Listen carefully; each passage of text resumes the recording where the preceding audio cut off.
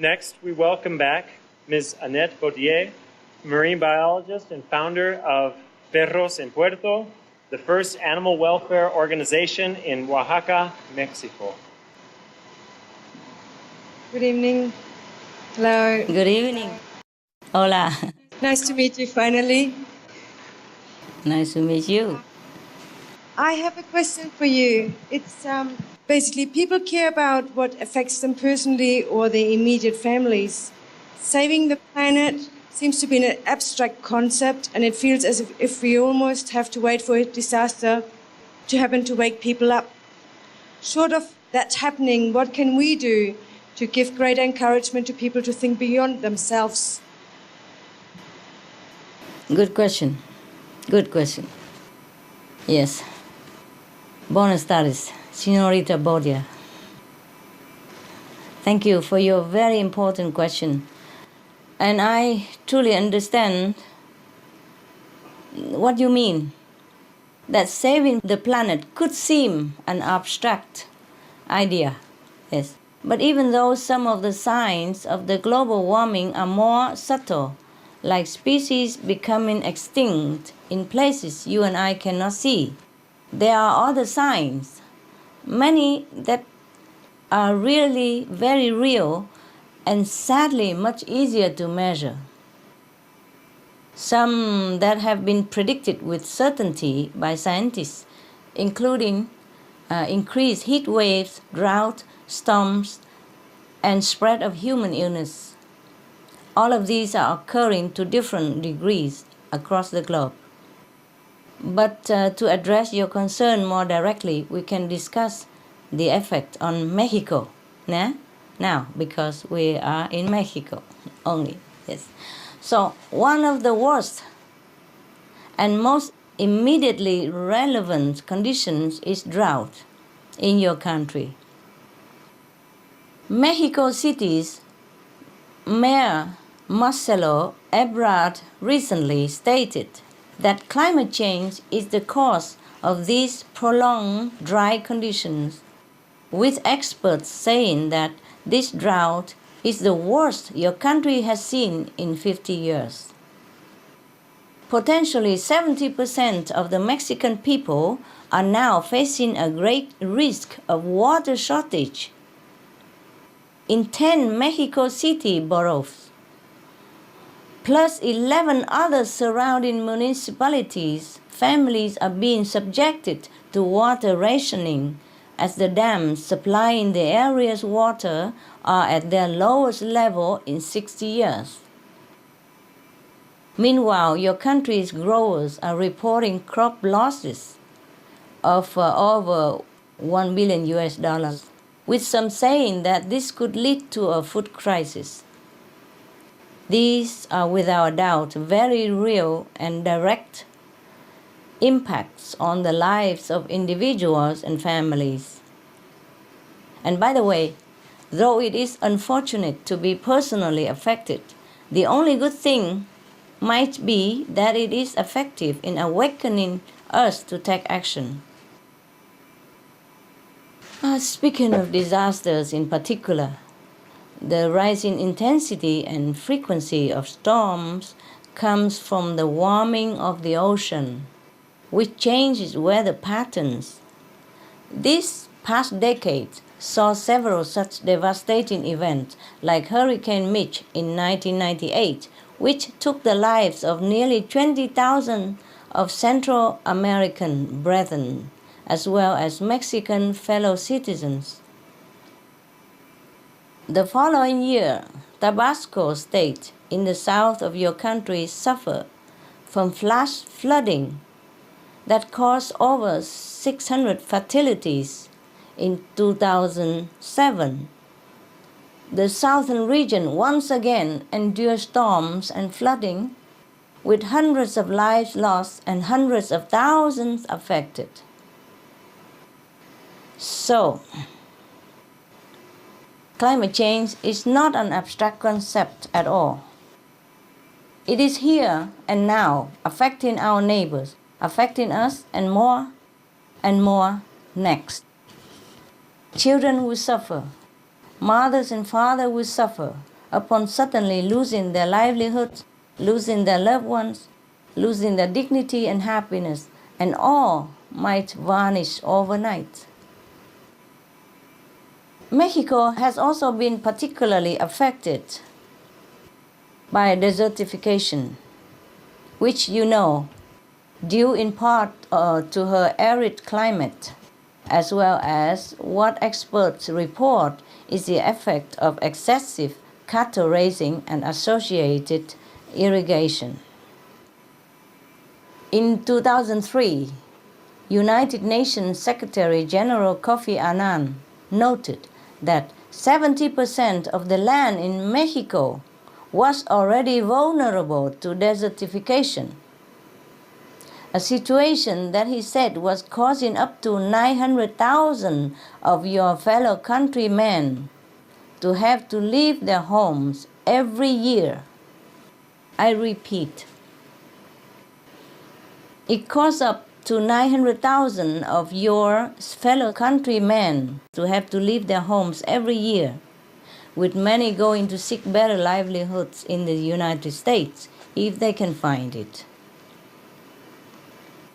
This astonishing number of nearly 1 million Mexican people per year came from a Mexican government report. Yeah, I'm not making it up. It came from your government report, which stated that soil conditions were too parched for citizens to support themselves and their families. Another study conducted last year found additional desertification, particularly in Oaxaca state. So it could really be said very regrettably that your people are among the many today who must cope with the real and harsh status of climate refugee. These are just a few examples of how climate change is already taking its toll on the Mexican people. It's real, madam. It's intensifying. It's not abstract. And please remember, the number one cause behind it all is animal agriculture. People have to be informed fast. Besides the adverse effects that livestock production has on the planet, the consumption of meat is also destructive to our health. We can nowadays look up on the internet and find all this information, easily available. If not, we have our website, www.suprememastertv.com. It's all free of charge, all the information we collect for people to inform themselves. We are talking about the health of individuals and their loved ones. Another personal way that lives are affected. Meat and dairy consumption are known to lead to obesity, heart disease, high blood pressure, strokes, cancer, and etc., etc. These diseases are also far more prevalent among meat eaters, leading to inevitable suffering and early death. Furthermore, the cruelty of the meat industry brings another type of disease, foodborne bacterial infection, due to the extremely filthy, unhygienic conditions of the meat processing plants. That the excrement of the animals is not clean and remains on the flesh through processing. This results in potentially deadly diseases such as by E. coli, Salmonella, and Campylobacter, as have been reported worldwide. And another health crisis that has been born through livestock is swine flu, as you know it, affecting countless of your citizens. This pandemic is having a relentless, lethal impact on worldwide citizens, with more infections, more hospitalizations, more lost loved ones. As many as 12,000 have died since April, according to official reports. And out of these, I'm sorry to say that Mexico has lost more than 450 people, the fifth highest fatalities in the world, and the trend continues. This is very sad, madam. Scientists have explained that the swine flu virus was bred and then mutated to a human transmissible form in livestock facilities. Their atrociously filthy, dark, cramped, damp conditions make them more like breeding farms for flu viruses, not a farm for animals. Sorry, it's very sad. Therefore, it is the livestock industry that causes pandemics and, as we already said, is the major cause of global warming. The more pig and poultry farms that exist, the higher their numbers and concentration, the sooner the arrival of the next deadly pandemic. And the next one might make the present swine flu seem like nothing in comparison. So there is no question that livestock production is breaking up our society, killing our people and the planet, and terrifying our families. How are we swallowing all this pain and grief? It's hard to fathom. So we can see, Señorita Boria, that the picture of our plight is not abstract at all, but it's our very, very life experiences at stake. Our health, livelihood, homes, education, even the peace with our neighbors can cave into conflict when things like water or land become scarce. These are already happening around us. However, the good news is that the way to end all this is truly even more real and quickly manifested than the problem itself, because each and every person can do something significant to stop global warming. And you know already what that is, right? Yeah. The vegan diet. And here I say vegan rather than vegetarian, because we also need to eliminate the eggs, dairy, and fish industry. These products are all part of the inhumane cruelty to the animals and the greenhouse gas production of the livestock industry that is destroying our planet. We can inform the people of all this. The government should inform people of all this, so that they can see that their lives and the lives of their loved ones are on the line due to climate change and livestock production. So even if they can only think for themselves and their loved ones, they still need to take fast preventive actions now to protect their children and families by turning to vegan diet. But you see, we are not just victims, we are also the rescuers and part of the solution. If we stop the meat eating, we stop the animal consumption. We must all be vegan. There's no other solution. I'm sorry. And the more people do so, the more it becomes like a popular trend. So in that way, it's also easier for people to think beyond themselves when they see the positive results of changing. You are welcome, like everyone else, to go to suprememastertv.com/SOS for more details, all free of charge and free of condition. All the information there is available for you and anyone to share. The main thing is switch away from meat, eggs, dairy, fish, meal by meal, day by day. And we will be living in a vegan paradise in no time. Thank you, Señorita Boria, and God bless your efforts and for you being a vegetarian. Thank you.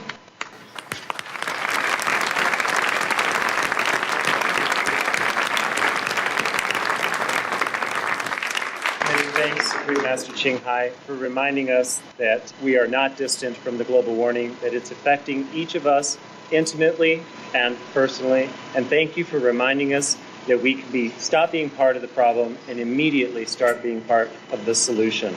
And thank you, Ms. Baudier, for your gentle question. Next, we have questions from Mr. Edgar Espinosa Cisneros, a vegetarian and environmental geographer, also specializing in bioethics, particularly the relationship between humans and non-human animals.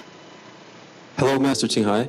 Hello. It's a pleasure to meet you, even if it is via video conference. Pleasure is mine.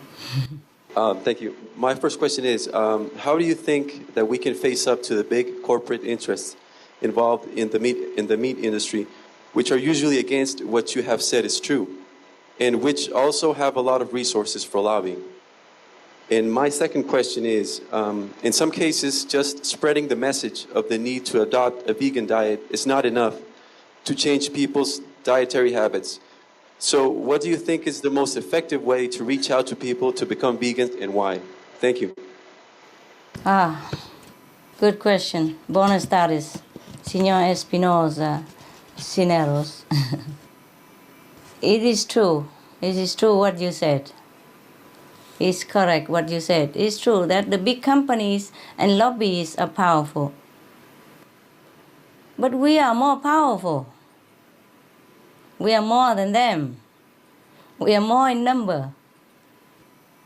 It has been well hidden from our view the truth about the cruelty and damages of animal raising to our health and our planet. And the products that come out of the factories destroy our health in many ways, like type 2 diabetes, which, by the way, is the number 1 cause of death in Mexico, obesity, cancer, etc., etc. The list goes on. But even though the corporate entities are politically powerful, we have many effective tools to achieve what we need. That is animal-free food production and animal-free consumption. And no one can prevent us doing what's right for our lives and that of our planet. We just stopped using, eating, buying animal products, then these corporations just disappear in no time. So the power is in our hands. Some people might think that we should sue the livestock companies. A New York Times journalist once wrote that people should sue because there is scientific evidence that meat causes death. Actually, every year there are many families who sue meat companies because their children were killed or got extremely ill or paralyzed due to E. coli and other foodborne illnesses from eating hamburger, for example. And one group of obese people who had eaten fast food for many years also made a lawsuit against fast food companies for knowingly serving harmful food like meat. Similarly, tobacco companies were also sued for causing the death of their customers, and they won. But I don't condone this practice. We don't want to take the time to go to court. We don't have time also. We are running out of time. We just stop using animal products. That is sufficient. And please, please, bear in mind, to be fair and honest, that also the meat companies themselves might not even be aware of the meat's harm on humans and the planet. They might not be aware. Besides, we, the ordinary consumers, exercise the most powerful vote simply by boycotting meat and all the animal products and becoming vegans. There would be no need to continue the life-threatening practice of animal raising if we all became vegan. To give an example of how powerful consumers are, the pork industry in the US has lost $5.4 billion since 2007. Company after major company is declaring bankruptcy right now. So they are asking for help from the government, which ended up buying their unwanted pork products from the farmers for $105 million in 2009, for example. The reasons that the powerful pork industry is struggling are, number 1, high cost of feed grains, and number 2, the consumers are not buying their products as much anymore since the swine flu outbreak. Imagine if no one eats meat, no one would ever kill these animals for a living. That would be more powerful than the companies lobbying. Don't you think so? Yes or no? Yes. Yes. Yes. Yes. Everybody, yes? See? Sí. Right. Gracias. Gracias. Gracias. Yeah, we have the power, huh? The animal company only have power because we give them the power. We share our power with them.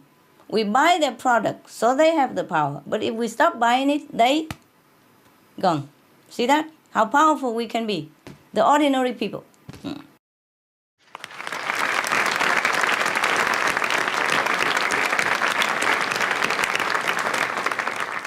It's true that the big companies and lobbies are powerful. But we are more powerful.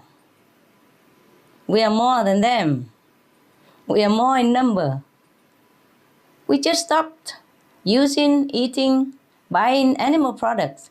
Then these corporates will just disappear in no time. So the power is in our hands. Now, another way we can win over the animal industry is to promote organic vegan farming to replace animal agriculture.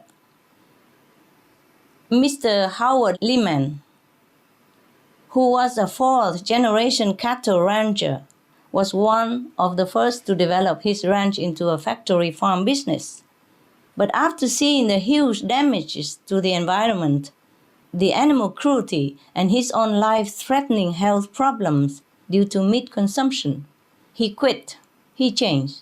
He became vegan, lost 130 pounds, and thus saved his life, and has become a high-energy, charismatic advocate for organic vegan farming and the vegan diet himself. He calls himself a hardcore vegan who knows that no animal has to die for him to live. He is very, very inspiring individual. There's another farmer, who had a concentrated pig farm, and his business wasn't even doing well at all. After rediscovering his true love for the intelligent, loving pigs that he had been suppressing in his heart since childhood, he quit his farm. He quit his animal farm. He switched to growing organic vegetables and did much better financially than before when he was still selling pigs. And as a hobby, he brought his now pet pigs to schools to show children how wonderful the pigs are. And yet, we have another pig farmer, now runs his own delivery company of organic vegetables. These are just a few examples of livestock farmers who choose to go into the vegan or organic vegan business, from the US to Iran to Vietnam to Taiwan. They changed because they had got new information, sometimes from other people, that there are better ways to be a farmer, a true farmer who grows life-sustaining products and works in harmony with the land.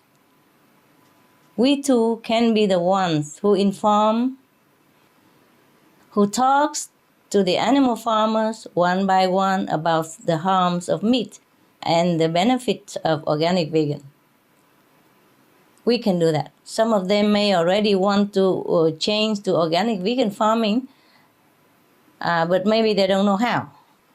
As the international demand is growing now for organic vegan food, I myself heard that a comprehensive national organic program has been developed in Mexico, in your country. I'm also happy to hear of these newly turned compassionate farmers, because if they remain meat farmers in the afterlife, they would not be in a good place at all.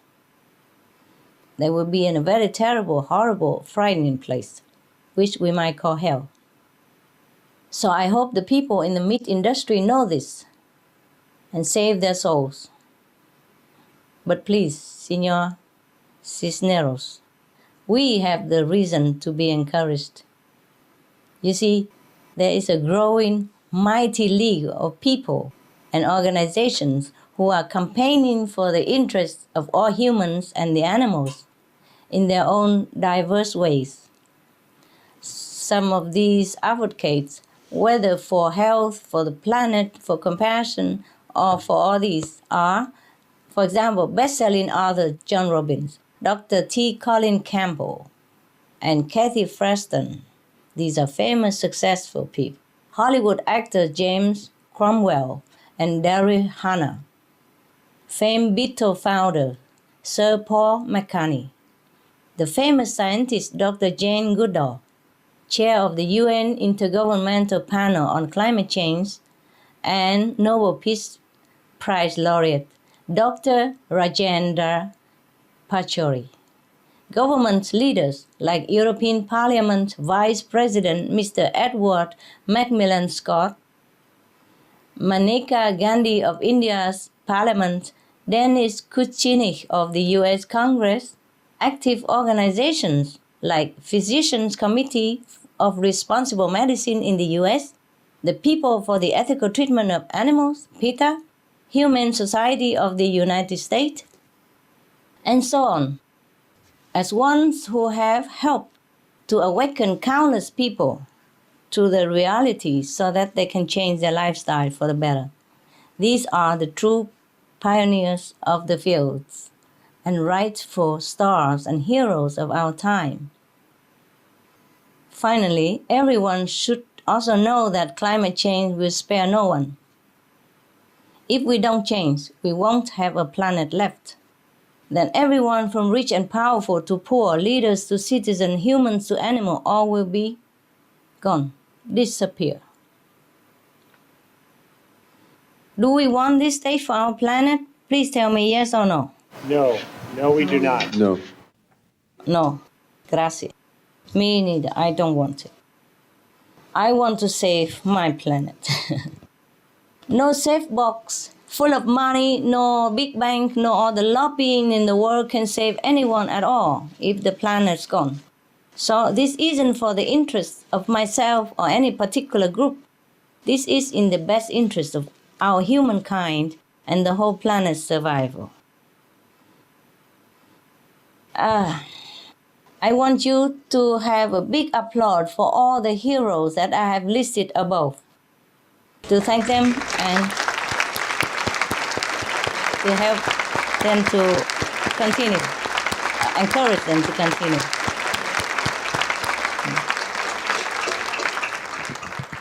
Now, your second question. Please be informed that there are many successful ways to encourage or assist people to adopt the vegan lifestyle. Aside from spreading flyers about all the benefit of the vegan diet, be it health, environmental, and spiritual benefits, there are other effective ways. As the saying goes, the way to a person's heart is through the belly. So many people nowadays are very interested in becoming vegetarian or vegan, but they don't know how, because they never cooked them before. But actually it's very simple. Replace the piece of meat with a piece of vegetarian protein. And it's the same, cook the same like before. But we can show them, you see, by teaching people how to cook vegan dishes, or open more vegan restaurants to make money for yourself and to help people adopt to the new diet and make it convenient for people to change. Since a long time ago, I have also encouraged our association members to offer veggie cooking classes to the public to show people that vegan dishes are superb in taste, excellent in nutrition, and satisfying to the stomach. And of course, it does wonders for our conscience. More recently, as time is really running out, I ask my people to go all out as much as possible to spread the benefits and the know-how of the vegan diet, like opening vegan restaurants. I also had the idea of a chain of vegan restaurants that would serve fast, tasty, nutritious vegan dishes called Loving Hood. And it did came to fruition. There are many of them now, more than 90 in many different countries. Loving Hood restaurants are opened, from Taiwan to France to the United States to Australia. They open in busy places like shopping centers and main intersections. People can open vegan restaurant also. Everyone. And every time a new location opens, customers are also happy and say that if they could eat this kind of food every day, they would be vegan in no time, no problem. Families like it, parents like it, their children like it, and because it's healthy. Business people like it because it's tasty and convenient. Students love it because it's affordable and gives them energy, etc. They don't go for it necessarily because it's vegan, but because they really think it's just normal, great food. Or, as the customer young and old report, even better than meat. So by making vegan cuisine and products more accessible to people, it becomes a real alternative.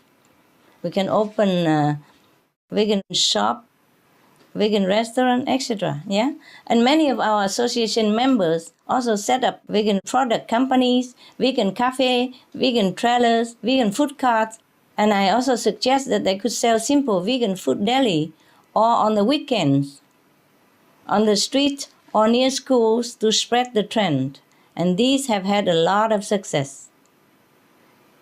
Even the small-scale enterprises were successful, meaning they simply cook a big batch of vegetable buns or sushi, for example, on the weekend and go out and sell them. And they sell more and more all the time. People love it, saying they can't believe it's meat-free, yet so delicious.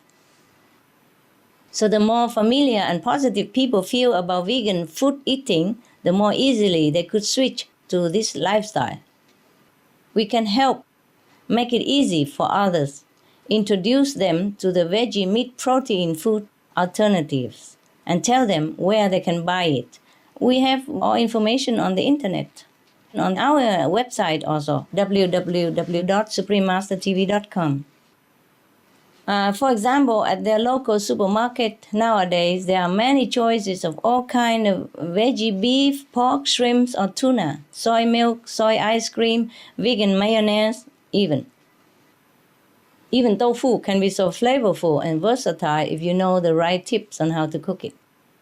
So to help people transition to the vegan diet, I also made a short and easy program they can follow.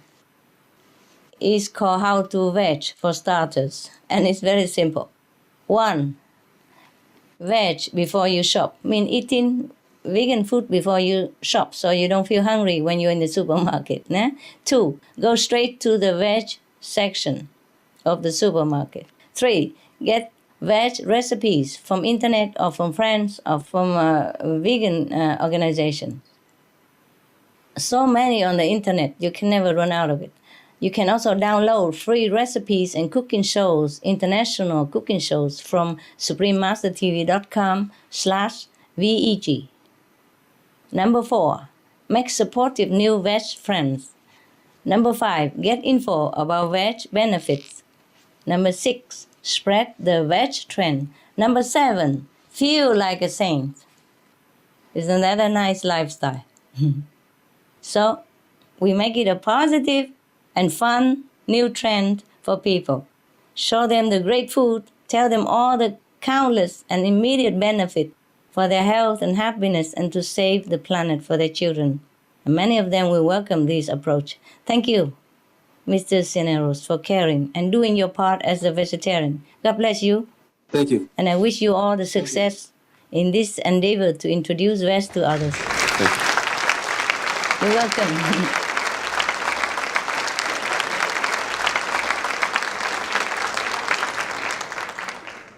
Many thanks, Supreme Master Ching Hai, for your most loving answer. And thank you, Mr. Edgar Espinosa, for your insightful question. Next, we will read a question that has been forwarded from Peru by Mr. Pedro Alemant, vegan, musician, and animal activist. Mr. Alemant writes, People enjoy time with dogs and cats, and they always talk about respecting them. However, people eat other animals. What is your opinion about this? Hello, Señor Alemant. First, gracias por ser vegano. I would like also to know how people can have the heart to eat the moving, living, sentient, intelligent, loving creatures. Cows, pigs, chickens, fish, etc. are no different from our beloved animal companions. Perhaps people would do differently if they could just see their piece of meat for what it is, as real beings who had a strong will to live in dignity but had to die in anguish. There are many stories in the news about cows who run away to escape being slaughtered. They even run to the police station for refuge. You know that. There was one such case of a cow who was seen in the streets of New York City even, because he escaped. And one of the animal control staff was so moved by the cow's plight that she said until now she never made the connection that this sweet innocent cow with a face, with a will to live, would become her ground beef or her beefsteak. She said this realization hurt her heart, and she vowed that she and her family would be saving some more lives, like this cow's life. She became vegetarian on the spot.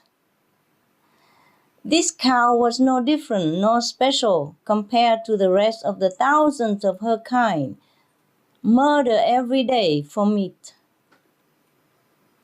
But just by seeing her as an individual, that she is a living, breathing, feeling creature, person's heart could change. So all it takes is a change in the way we see these animals, and for many of us, our compassion would awaken naturally. It's just that mostly all the farms, the animals, the suffering, the agony are hidden from our view. We only see the neatly packaged product that don't resemble who it originally was or where it has originally come from. If people can just understand other animals as being exactly the same as our dogs and cats and horses and birds, they will change. The so-called farm animals are same as our so-called pet animals, same in emotions, same in intelligence, or more even. Same in loving quality, same in attachment and loyalty, same in playfulness and love of life. For example, many researchers say that pigs are more intelligent than dogs in some ways, and more intelligent than a 3-year-old human child. Can you imagine killing a 3-year-old human child with intelligence and feeling to eat? The pigs are more intelligent than a 3-year-old human child. We cannot kill the pig to eat. That's very cruel, very gross, very unacceptable. But because people are so misinformed, that's why we do what we do. But from now on, if we are informed and if we want to save the planet, we have to stop killing any animals at all. People who live with chickens often report that each one has a distinct personality. Dr. Leslie Rogers and Dr. Chris Evans of Australia each separately found that chickens are not only very socially complex, but they are as mentally capable as monkeys. And monkeys are very intelligent, we all know that. Both chickens and sheep can recognize and remember the faces of dozens of others of their kind, just by seeing pictures of their faces. Even fish are incredibly intelligent and sensitive. Israeli scientists taught some fish to get food from listening to a particular sound, and after 5 months they still remember what they learned. Imagine? And this is not to talk about the tremendous invisible benefits these animals could bring to humans' lives and homes, even the fish.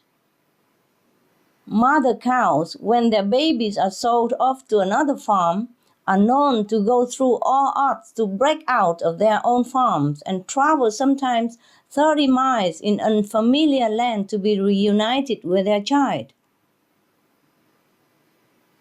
And we eat the cow who has such a love, such intelligence.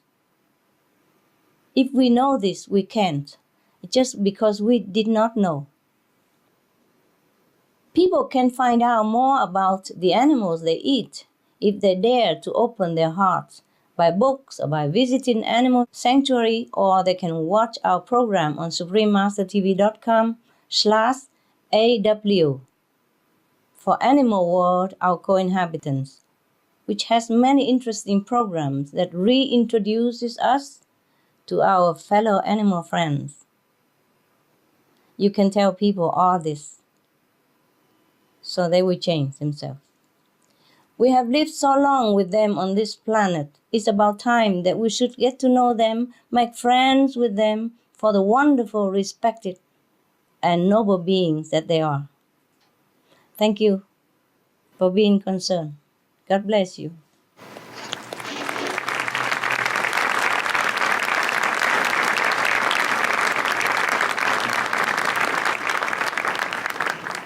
Thank you, Master, so much for your wonderful answer and full of love.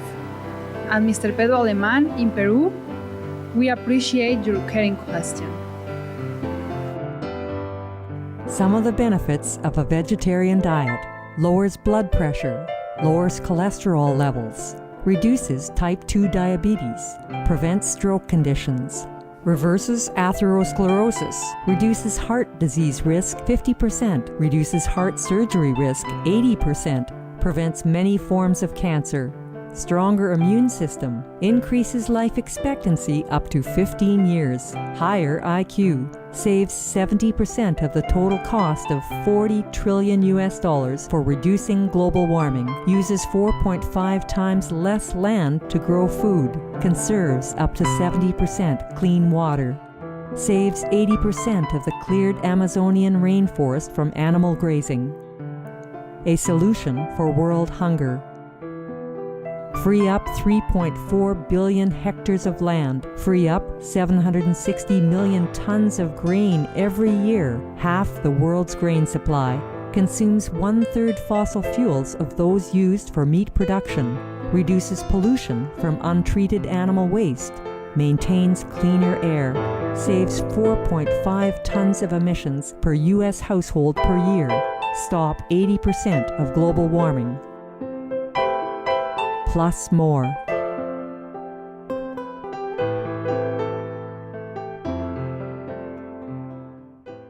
And the last question is from Mr. Mauro Alberto Torres Valadez, a vegan and distributor of cultural books in Mexico City. Buenas tardes, maestra. Buenas tardes. Muy honrado en saludarla. Maestra, cuando nos volvemos más y más espirituales y comprendemos que todos los seres son hijos de Dios, podemos comunicarnos con ellos. Algunas almas son lo suficientemente afortunadas para comunicarse con los animales y las plantas. Podemos también comunicarnos con las fuerzas de la naturaleza. Y si es así, ¿cómo podemos desarrollar esa habilidad de hablar con el agua, la tierra, el viento, el fuego, etcétera? También podemos hablar con los tornados y huracanes y poder detenerlos. Podemos también hablarles a las almas de los consumidores de carne en un nivel espiritual y pedirles que cambien. Sí, very interesting question, señor Torres Valares. ¿Cómo está, señor? Bien, maestra, muy honrado de saludarla. Muy bien. Good question. Buena pregunta? Yes. You are right, Señor. We can communicate with other beings through developing our spiritual connection with the universe. The elements of nature are not lifeless, inert things. Many of the forms in nature are manifestations of great divine consciousness, such as the mountain, the seas, the rivers, the planets, the sun, the stars, etc. Their animating love and benevolent quality to benefit other creatures on this planet. We can talk with them and hear them speak to us if our level of consciousness is developed enough. Actually, we are all connected with every being in the universe. So everything we do, say, and think affects the atmosphere and those around us. We already are talking through the vibration that we send out every day, the positive or negative energy that we emit. Because we are also made of vibrations and energy. A very simple example is that we know our mind affects our body's health. If we think too many negative thoughts or have an angry or worrying attitude, we get headaches, high blood pressure, sometimes pain in the neck, we say, yes, and ulcers in the stomach. Now, some scientists have discovered that our mind can also influence others' physical health as well. Imagine that. So, for example, there are many studies on hospital patients with heart disease, on AIDS, etc. Some people were asked to pray for a group of these hospital patients without the patient knowing, and researchers call it healing intentions. And the health of the patients who were prayed for improved much more than the group of patients who were not prayed for. All the studies found this effect also on plants and biochemicals in test tubes. They physically responded differently to people's thoughts. That's why the Buddhist teachings say to keep pure thought, speech, and actions. That's why Jesus Christ said, "Do not judge, so that you may not be judged. Do unto others as you would have others do unto you." Because our intention alone provokes a reaction. As you suggested, it would be nice to talk to the souls of meat eaters and ask them to change. However, as pure as the human soul is, it has been covered by too much dust, that is, our habits and misinformation that we collected over our lifetime, or over many lifetimes actually, if we can see back to the past lives. In fact, under some special circumstances or hypnotism, people can see their past lives as well and prove it. On top of that, we eat meat, a heavy, violent, suffering-filled substance that has blocked our ability to communicate with each other telepathically, with each other even, from human to human. That is why we still need to provide physical information and use spoken words and written language for people to process the truth. People mostly are good people. It's just that they are too busy to even stop and think about where their food comes from and how it affects them and their planet. Much less think about how the meat producing process is endangering their lives and their only planet. So we can pray inside that the people will change. But it is also important for us to translate our noble intention into tangible actions, to change people's minds and their hearts. As for talking with tornadoes and hurricanes, we must understand that such natural disasters are the consequence of the negative energy in our atmosphere. And this negative energy in our atmosphere is created by our feelings, our thoughts, and actions of either hatred, violence, and of killing so many humans and innocent animal lives. Even if we managed to talk to one of them and to stop one storm, how can we stop the next and the next? If we don't change our disaster-breeding, provoking way, then disaster will never end. I'm also in tears whenever there is a natural disaster anywhere in the world. My heart aches for the suffering of the people. I feel what they feel, and I'm very, very much saddened. But we can only stop the disaster once and for all by tackling the root problem, that is, by stopping the killing of human and mass murdering of innocent animal lives. Only when we walk in peace and love on this earth will the earth and nature respond peacefully to us. As we sow, so shall we reap. That's what it said in the Bible. Only when we are compassionate and vegan, meaning we don't harm any other creature, can we be protected from harm. If we protect others, we will be protected. And as more of us become vegan, the spiritual consciousness of humankind can be elevated higher. The doors of communicating with the other beings of nature might be open at that time, as you would like.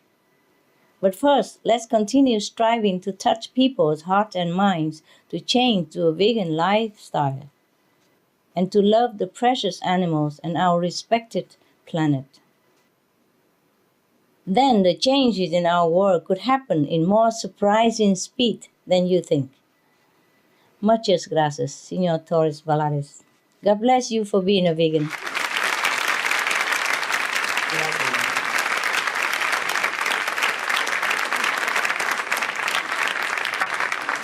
Thank you so much, Supreme Master Ching Hai, for your profound answer. And thank you, Mr. Alberto Torres, for your thought-provoking question. I'd like to thank you, our distinguished speakers and guests, for your very important questions concerning this urgent issue. Our most profound appreciation, Supreme Master Ching Hai, for your illuminating responses during the question and answer period. Everyone's collaboration is so important in this urgent time. Right. We can reverse global warming and save the planet by adopting a vegan diet.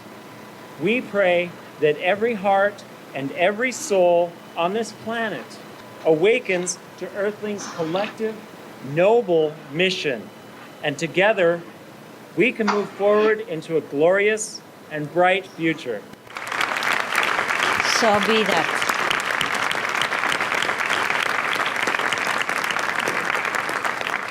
Before closing the conference, Supreme Master Ching Hai, would you like to share a concluding remark with us? I'd be honored to.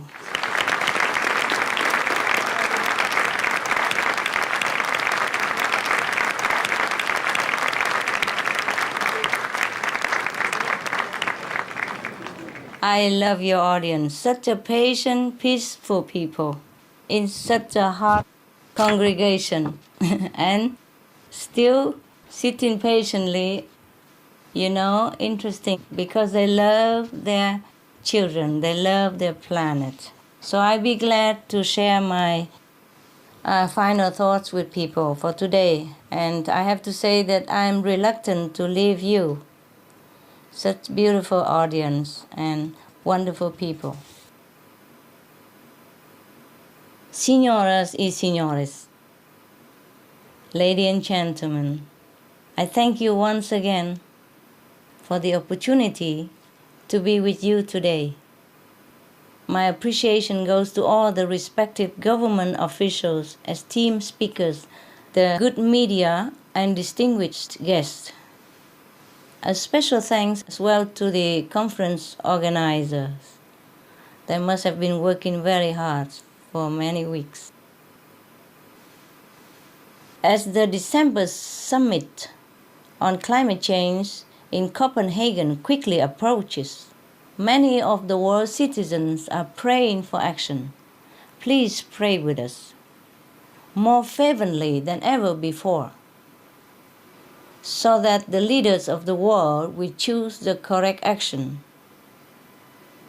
including and foremost the vegan lifestyle to save our planet.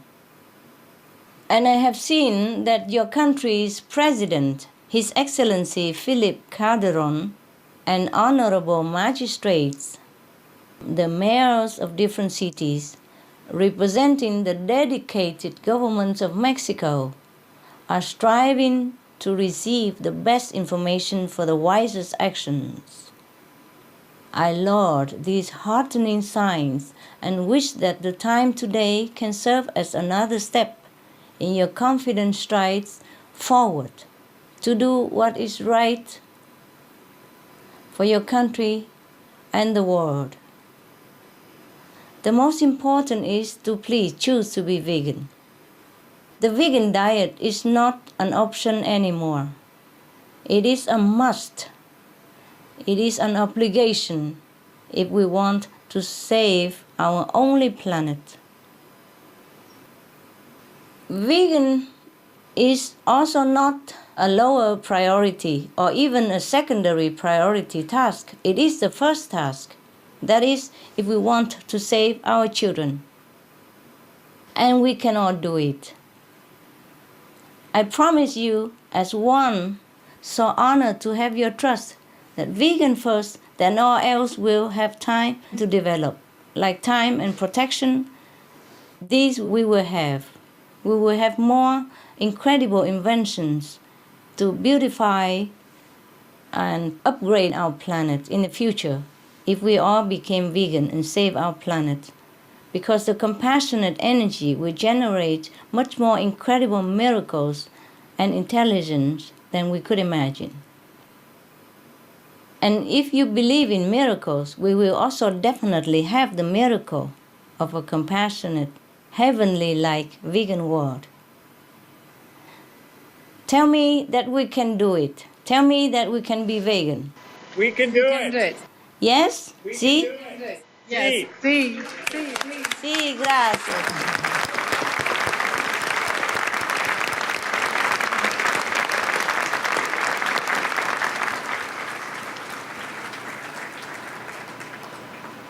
Thank you so much, Supreme Master Ching Hai.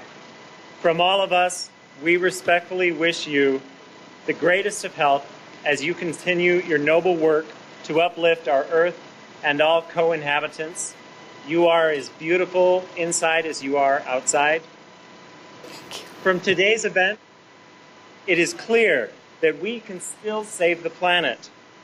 And it's not only rescuing our beautiful home, but moving into an age of peace and enlightenment where all lives are valued, where each being is accorded freedom and dignity. We can have a truly golden era that we have only dreamed of, heaven on earth. The way to reach it? Simply by adopting the compassionate, earth-saving, and healthful vegan diet. At this point, let us to resolve to be veg, go green, to save the planet. Shall we say that together? Ready? Be veg, go green, and save the planet.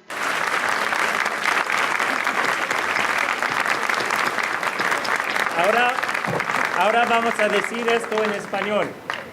Sé vegano, sé ecológico, salva el planeta. Otra vez. Sé vegano, sé ecológico, salva el planeta.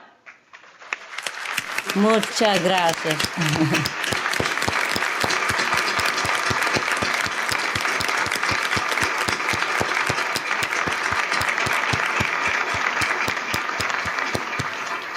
God bless you all. God bless Mexico. Muchas gracias a todos. Thank you, Master. Thank you, Master. Thank you so much.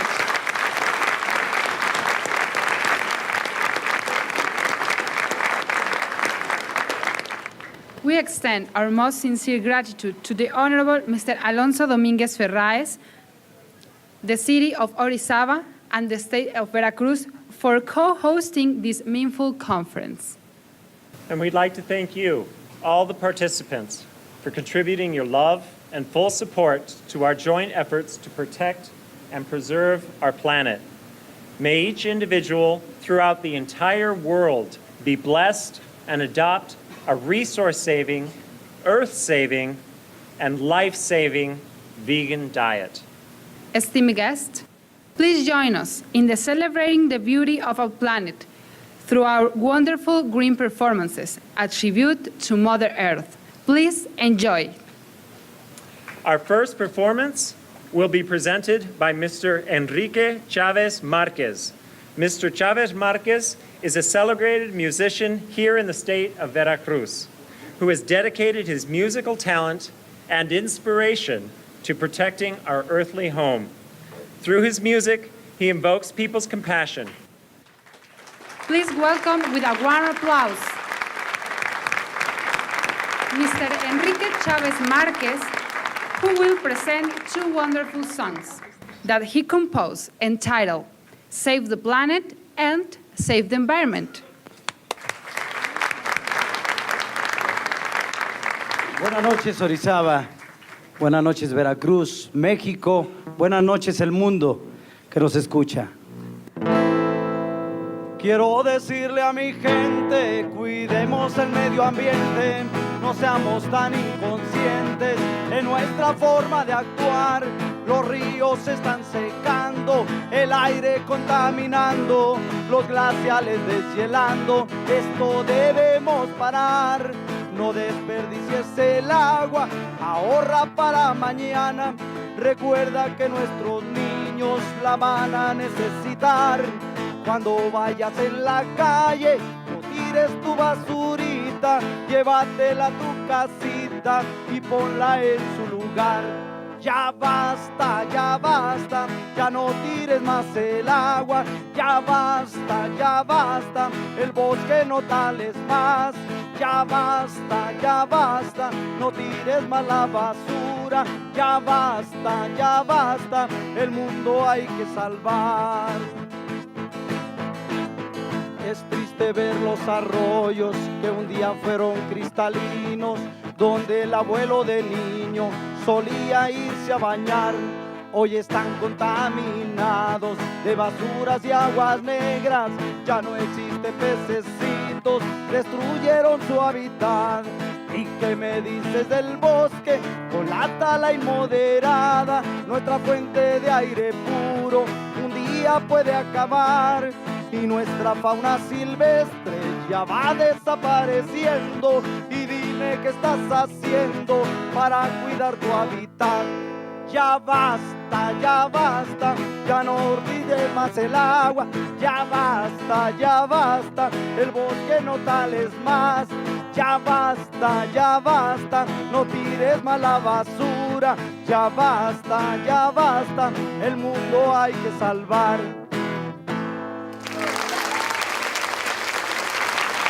Gracias. That was very heartwarming. Thank you for that song. It's beautiful. Gracias. We will perform the next song, Save the Environment.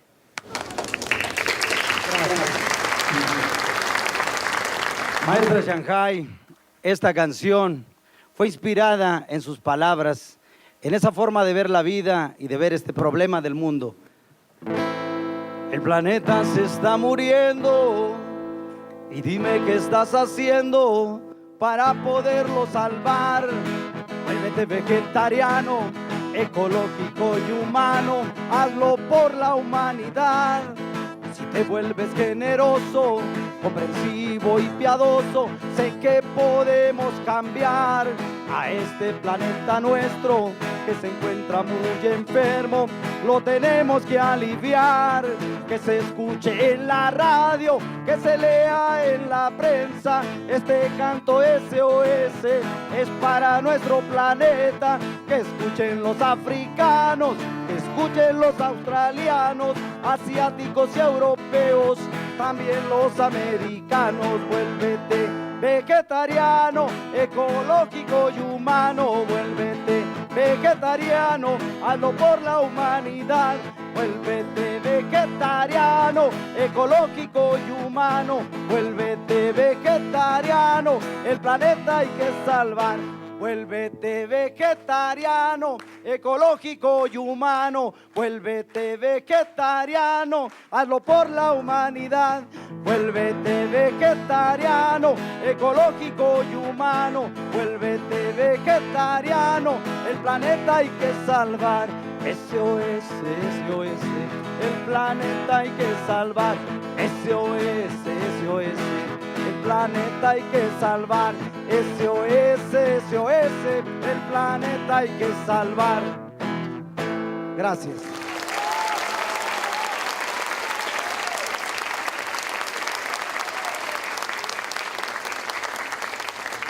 Those were wonderfully inspiring songs. Thank you so much, Mr. Enrique Chavez Marquez.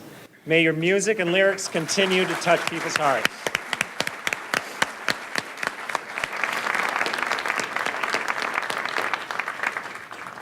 Now, for the second part of our concert, the dance group Olin Kiahuatl, meaning movement of the rain, in Nahuatl, will perform the pre-Hispanic Danza de los Concheros. This is incredibly rich in symbolism. The dance, originally in 7 movements, has its roots in a divine apparition in Mexico in 1531. Both the indigenous and the European cultures were blessed and inspired from this event. And this dance reflects input from Mexico's rich heritage. The sacred dance begins with a greeting to the 4 directions of the wind and the 6 universal directions, all of which allows the dancer to enter into the rhythm of the planet and universe.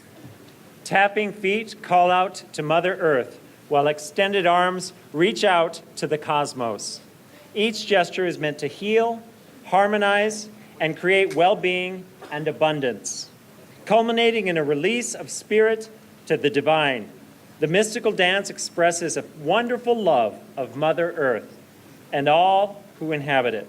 Please let us extend a warm welcome and applause to the dancers Olin Kiahuatl.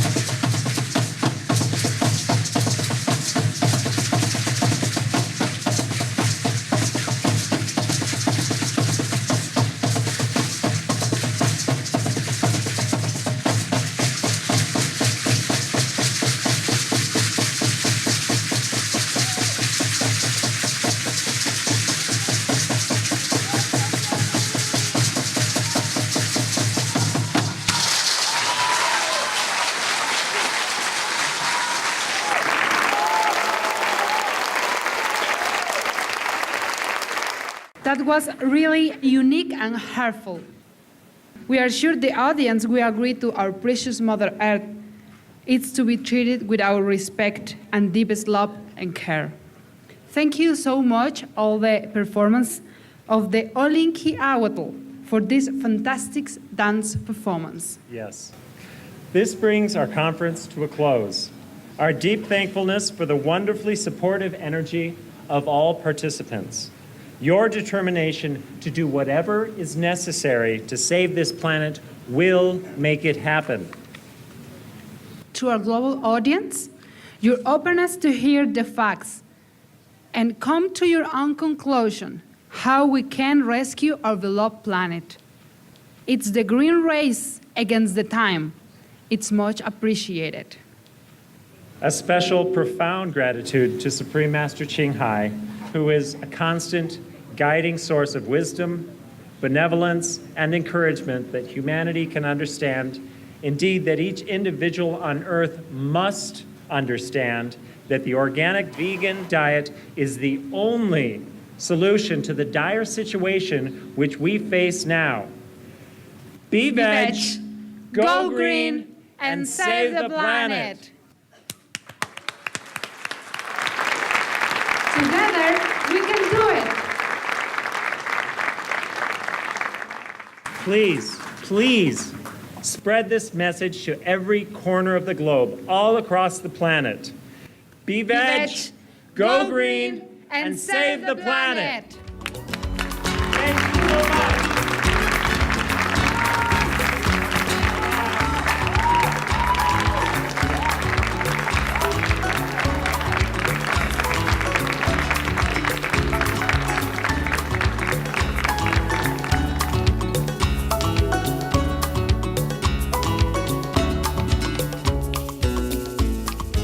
Me siento muy satisfecho, muy encantado de haber participado en esta conferencia en este estado de Veracruz, en Orizaba precisamente. La canción que interpreté, Salvemos al Planeta, pues fue precisamente inspirada en las palabras de la maestra Ching Hai, y sus palabras las transmití en esa canción. Creo que es un pensamiento de ella. Yo solamente me dejé guiar por ese mensaje divino de la maestra Ching Hai. Es una oportunidad que me da la vida para mandarle este mensaje a la humanidad. De verdad, es tan terrible lo que hemos hecho con nuestro planeta, pero como dice la maestra, si actuamos rápidamente, el planeta se puede salvar. Estoy preocupado también, sobre todo por nuestros hijos. Yo quiero dejarles el mundo bonito, y creo que si nosotros nos unimos, y bueno, como dice la maestra, que se escuche en la radio y que se lea en la prensa, hay que mandar el mensaje a todos los continentes, a cada ser humano que habita, para que nos ayude, y yo siento que lo vamos a lograr.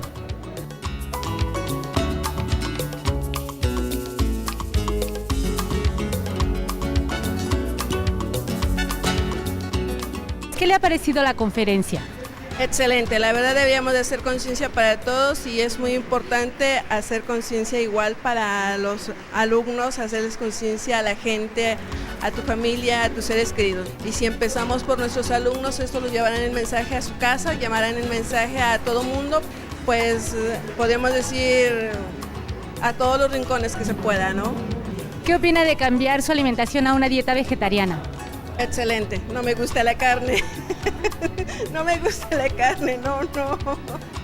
Prefiero los vegetales. Que es una excelente persona, que es una persona que ha tomado conciencia de todo esto, y que gracias a ella tomemos conciencia a todos los seres humanos. Más que nada, que Dios le bendiga en donde quiera que se encuentre, y que el mensaje que lleve lo lleve de todo corazón a todos los seres. Sea usted ecologista, sea vegetariano, y salva al país.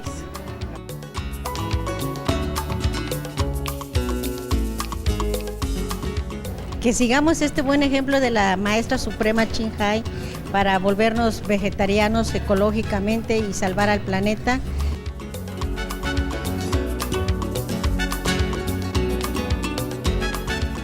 Es ya la tercera vez que tengo la oportunidad de estar presente. Ya lo estuve el 5 o 6 de marzo y en un evento que tuvimos en Veracruz, que me tocó coordinar, que fue la Expo Ambiente 2009.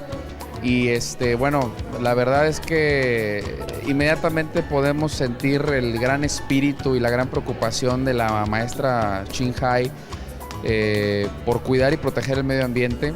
Sus palabras nos contagian, nos motivan y nos transmiten una paz que nos permite pues tener la conciencia de tomar decisiones positivas en favor del medio ambiente, ¿no?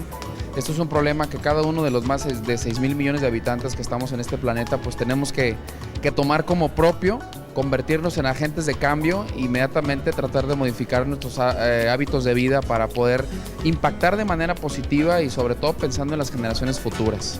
Fue un gusto enorme haberla escuchado. Es la tercera vez que me toca ya y la verdad es que me quedo impregnado de conocimientos, de paz, de humanidad y sobre todo concientizado. Entonces, pues agradecerle mucho por ese mensaje, por esa responsabilidad tan impresionante que se ha echado encima de una manera propia de andar por el mundo con ese mensaje trascendente. Tarde o temprano vamos a poder modificar esos hábitos todos y vamos a tener un impacto más positivo en este planeta. Es una conferencia que me ha movido mucho, tantas cosas que desconocemos, tantas cosas con respecto a nuestra tierra, pues al lugar donde vivimos, que hacemos tantas cosas en la vida diaria afectándola a la madre tierra, que yo siento que como seres humanos pues cobramos un poco de conciencia al escuchar toda esta información tan importante que nos han otorgado, que yo siento que es algo muy preciado y que no nada más debe quedar en nosotros por este momento, sino poderla transmitir, poder invitar a la gente a que participe en este programa tan importante que ustedes llevan a cabo en todo el mundo. Transmitimos información a través de preservar los recursos ecológicos, de evitar la tala, pero algo muy importante que debemos concientizar, yo creo que es el evitar el consumo de carne. Debemos hacer algo por salvar al planeta. Maestra, yo quisiera decirle que la labor que usted hace es una labor increíble, es una labor muy grande, que de veras que Dios le dé fuerza para seguir adelante y que ojalá podamos salvar a nuestro planeta. Sé ecológico, sé vegetariano, salva a nuestro planeta. Después de escuchar esta interesante conferencia, nos abre un panorama muy especial para los que son emprendedores y microempresarios. Hay que regresar a tomar de la tierra lo que tenemos la oportunidad de nutrirnos interesantemente, pero también con una mentalidad de ver un futuro más próximo. Va a ser una enorme oportunidad para ayudarnos nosotros también a ese cambio, al cambio que es necesario y sobre todo a mejorar en salud, a mejorar mentalmente, a ver una vida más próspera y llevarle ese mensaje a nuestros hijos. El deseo, maestra, nuestro cariño, nuestro agradecimiento y a ustedes por esta noble labor y el cambio. Y vamos hacia ese cambio y salvemos el planeta.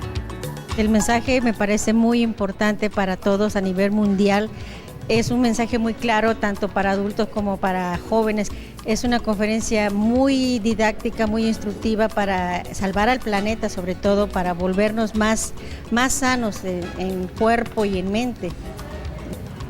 ¿Estarías dispuesta a cambiar a una dieta vegetariana? Ese es mi propósito, de ser vegetariana, de ser ecológica y de salvar al planeta. Para todo el planeta lo que nos convendría ya es ser vegetarianos, dejar que los animales vivan libremente y nosotros comer lo que Dios nos da, la naturaleza, los vegetales, la ecología, cuidar más el agua, el medio ambiente y cuidar nuestro planeta.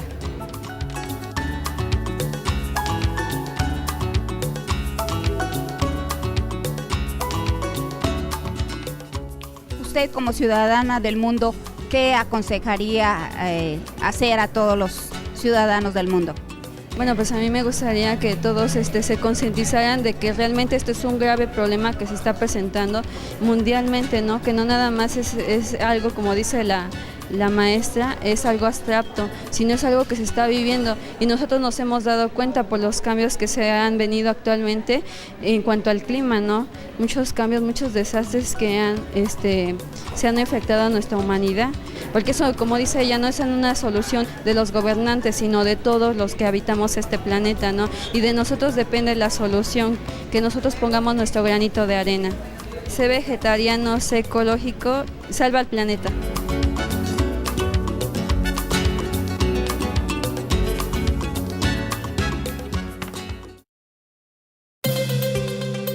In light of a plethora of scientific evidence stressing the grave state of our planet caused by climate change and the urgent need for immediate action, Supreme Master Ching Hai affirms the important message she has been delivering for over the past 2 decades. We must be vegetarian, meaning an animal-free diet, and we must practice sustainable living.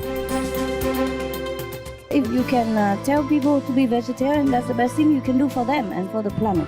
Even we can keep all the airplane, we can keep all the car, we can keep all the thing now, because CO2 is not as bad as the conscience sickness, and not as bad as spending so much water on animal raising and wasting land and deforestation and transportation. The significance of a vegetarian diet, one that is animal-free, is further supported by a 2006 UN report, Livestock's Long Shadow, which states that raising animals for livestock generates more carbon emissions than all of the world's transport combined. Furthermore, in late 2009, the World Watch Institute published a new study called Livestock and Climate Change, which revealed that livestock and their byproducts account for at least 51% of the annual worldwide greenhouse gas emissions. In fact, farm animals also release other noxious gases, including methane, a gas that is 72 times more potent a greenhouse gas than carbon dioxide over a 20-year period. After over 20 years of sharing her knowledge on how to live a balanced life while pursuing a spiritual path, Supreme Master Ching Hai continues to dedicate her time and effort to uplift and enhance the life of all beings. Motivated by her unconditional love and overflowing compassion for our planet and its co-inhabitants, humans and animals alike, Supreme Master Ching Hai selflessly accepts invitations to share her insights and wisdom on the topic of global warming and climate change, such as at gatherings with our association members, symposiums, interviews, video messages, or via live video conferences and the like.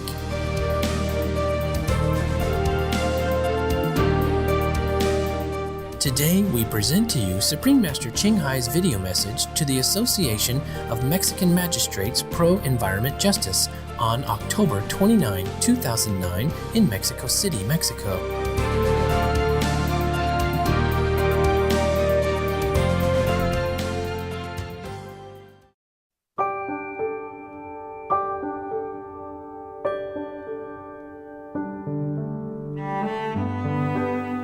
Greetings,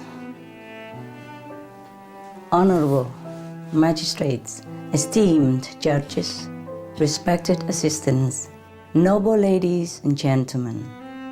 I am deeply honored and humbled by the invitation to participate in this special occasion, inaugurating your new program, the Diploma Participation in Environmental Rights. As a fellow concerned citizen of this world, I offer my congratulations and gratitude for this sincere endeavor that demonstrates your high degree of care and dedication to the environment and our world. May it strengthen your ability to carry out what is most just for all beings on this planet. Today, I'm very honored to offer my humble contribution toward your wise rulings by sharing some of the newest scientific evidence about climate change and its most urgent cause.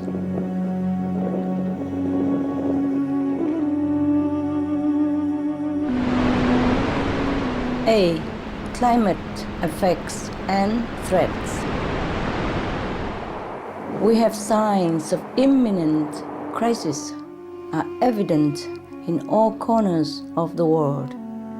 First, storms have nearly doubled in intensity over the past 5 years, as we can see in Mexico's own recent hurricanes and floods, which left damage, trauma, and grieving families. Meanwhile, sea levels are rising, and at a faster pace, with at least 18 island nations that have completely disappeared and many more coastal areas continually threatened. Once towering glaciers are receding so fast that over 2 billion people are already short of water and food. Many more suffer shortage as tens of thousands of rivers and waters are gone or drying. Mexico herself is currently undergoing the worst drought in nearly 70 years, with 300,000 fellow human beings now dying each year due to climate change. More than 20 million have been displaced as climate refugees. Scientists also worry about the billions of tons of methane sitting beneath the now melting Arctic permafrost and the ever-warming oceans. Just a fraction released from either one could trigger mass extinctions.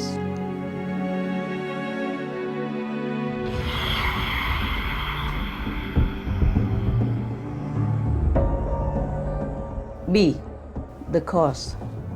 What causes these damaging changes? It's not cars, ships, or planes. It is not coal plants, and it's not even all the smoke-spewing industries in our world. The number one cause of global warming is livestock. Recent research tells us that livestock raising is responsible for more than 50% of the world's greenhouse gas emissions. Livestock is the single largest source of human-generated methane, a greenhouse gas that traps at least 72 times more heat than CO2, as measured over a 20-year period. The good news about this heat-trapping methane is this gas is also more short-lived than CO2 and disappears very quickly by comparison. CO2, carbon dioxide, stays in the atmosphere for thousands of years, while the lifetime of methane in the atmosphere is only about 12 years. In other words, methane does much more damage in the short run, but if we stop it, we will be able to reverse the trend of global warming very fast. Therefore, to rapidly halt global warming, to halt the emission of methane, we must stop its number one source, that is, livestock breeding.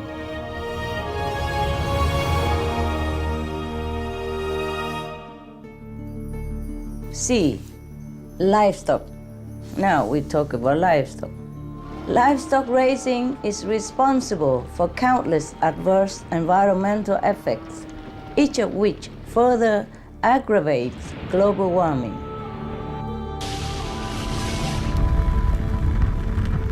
According to the United Nations and other studies, livestock raising is known to cause the following devastating effects.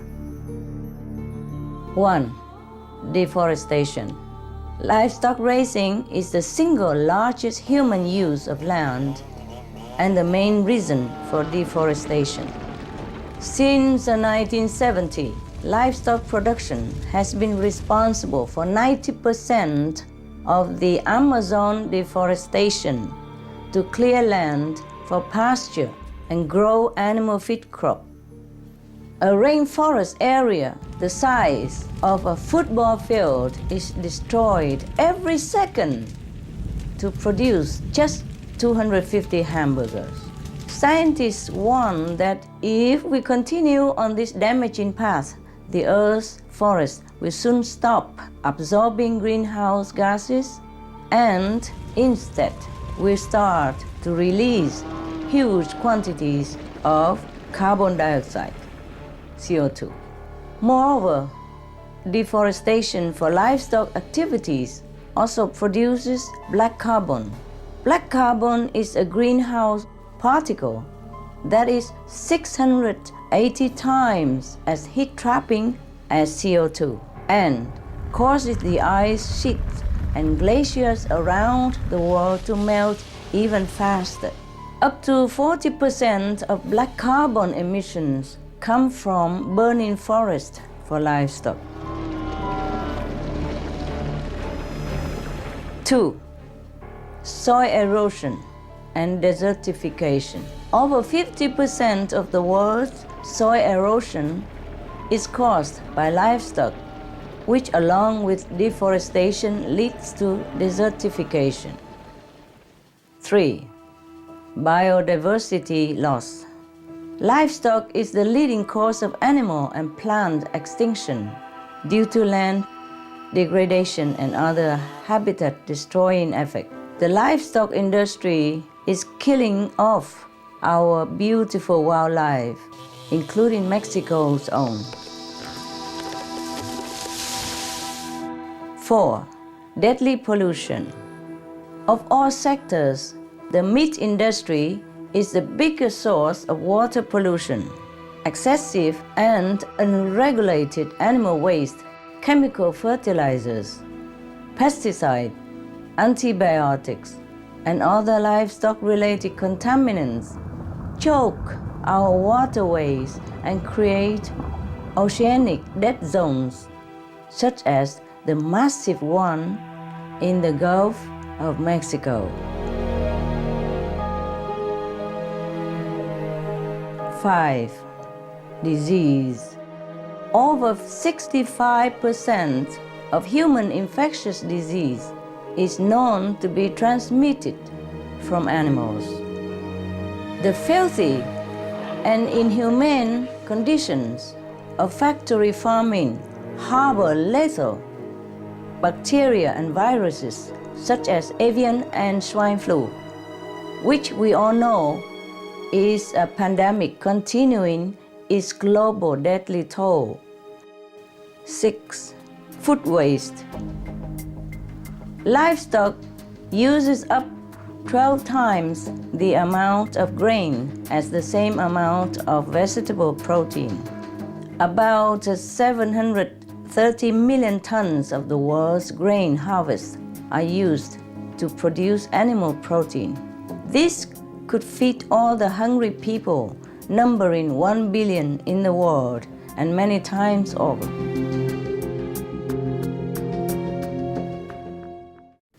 7. Water waste. It takes over 1,200 gallons of water to grow one serving of beef, but only 98 gallons of water for one complete nutritional balanced vegan meal. While 1.1 billion people lack access to safe drinking water, we waste 3.8 trillion tons of precious clean water each year for livestock production.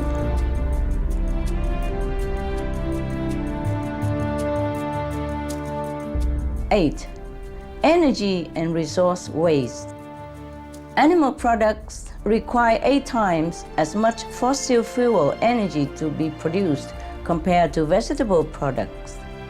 A study found that meat and dairy production in Mexico use the most agricultural supplies and resources in the country, and this is reflected elsewhere around the world as well.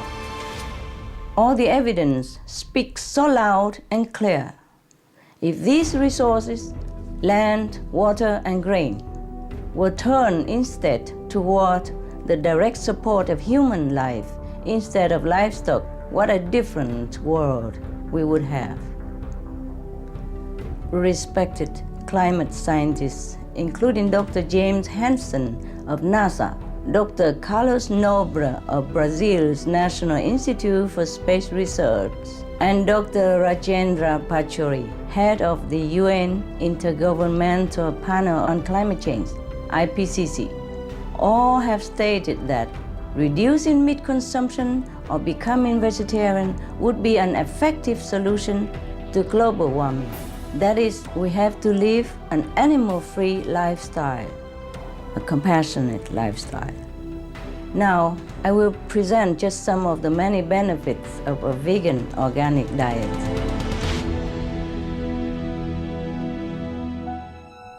D. We have veg benefits. First, the land for grazing and feed growing could become forests that help reduce global warming. In addition, if all tillable land were turned into organic vegetable farmland, not only would people be fully fed, but up to 40% of all the greenhouse gases in the atmosphere could be absorbed. This is in addition to the elimination of over 50% of emissions caused by livestock raising. Therefore, in sum, we eliminate most of the human-made greenhouse gases by simply adopting the animal-free, the vegan organic lifestyle. This also leads to considerable financial saving for world governments. It has been calculated that by shifting to a vegan diet, the world's governments would save $32 trillion by 2050, or a full 80% of total climate mitigation costs. Finally, of course, there are the excellent health benefits of the vegan diet, which has been shown to prevent cancer significantly. It prevents and reverses heart disease and diabetes. It boosts the immune system, extends longevity, and preserves the health, intelligence, and calmness of the adults and children alike.